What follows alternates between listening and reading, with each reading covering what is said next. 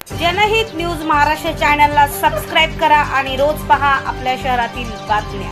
सावित्रीबाई दामू सुरवाडे यांचा प्रथम स्मृतिदिन कल्याणमध्ये भावपूर्ण वातावरणात संपन्न।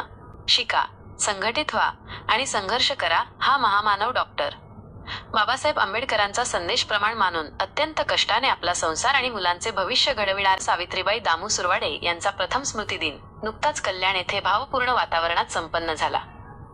बहुजन संग्राम संघटनेचे प्रदेशाध्यक्ष तथा वृत्तदर्शन मीडियाचे संपादक भीमराव निकम चिलगावकर यांच्या त्या थोरल्या भगिनी होत। सावित्रीबाईंचे धाकटे चिरंजीव सुनील सुरवाडे यांच्या लेक कॅसल बिल्डिंग, बिर्ला कॉलेज जवळील निवासस्थानी या स्मृती अभिवादन कार्यक्रमाचे आयोजन करण्यात आले होते। कार्यक्रमाची सुरुवात ज्येष्ठ बौद्धाचार्य दिलीप मोरे यांच्या हस्ते विधिवत बुद्धवंदना घेऊन करण्यात आली। यावेळी उपस्थित मान्यवरांनी सावित्रीबाईंच्या प्रतिमेला पुष्पहार अर्पण करून आदरांजली वाहिली। याप्रसंगी भीमराव निकम चिलगावकर, मुख्याध्यापक पद्माकर बाविस्कर, प्राध्यापक विनोद वाघ, मोहन टिटोरे प्राध्यापक, लता सुरवाडे आणि प्रियांका गायकवाड आदींनी आपल्या मनोगतातून सावित्रीबाईंच्या स्मृतींना उजाळा दिला।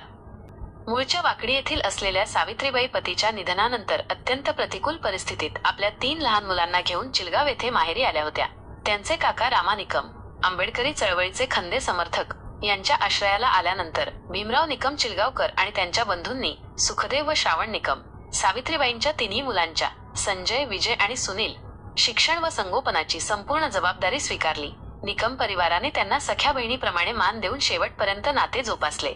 याच संस्कारांमुळे आज त्यांची मुले आणि नातवंडे राज्यात व परराज्यात उच्च शिक्षण घेऊन प्रस्थापित झाली आहेत। या अभिवादन सभेला लेक कॅसल कोऑप हाऊसिंग सोसायटीचे सचिव शैलेंद्र अर्कल, पंडित तायडे, विजय सुरवाडे, विजय थोरात, रवी मोरे, डॉक्टर रोमेश खरे, लता सुखदेव निकम, राणी सुनील वाघ, ऋतुजा दीपक खरे, सुनील सुरवाडे, डॉक्टर प्रेरणा सुरवाडे, भारती सुरवाडे, अश्विनी इनके, सचिन गायकवाड यांच्यासह निकम व सुरवाडे परिवारातील सदस्य, नागरिक आणि नातेवाईक मोठ्या संख्येने उपस्थित होते। सावित्रीबाईंच्या मेहनती, कष्टाळू आणि मायाळू स्वभावाच्या आठवणींनी यावेळी अनेकांचे डोळे पाणावले होते। कार्यक्रमाचे यशस्वी नियोजन संजय, विजय आणि सुनील सुरवाडे यांनी केले होते।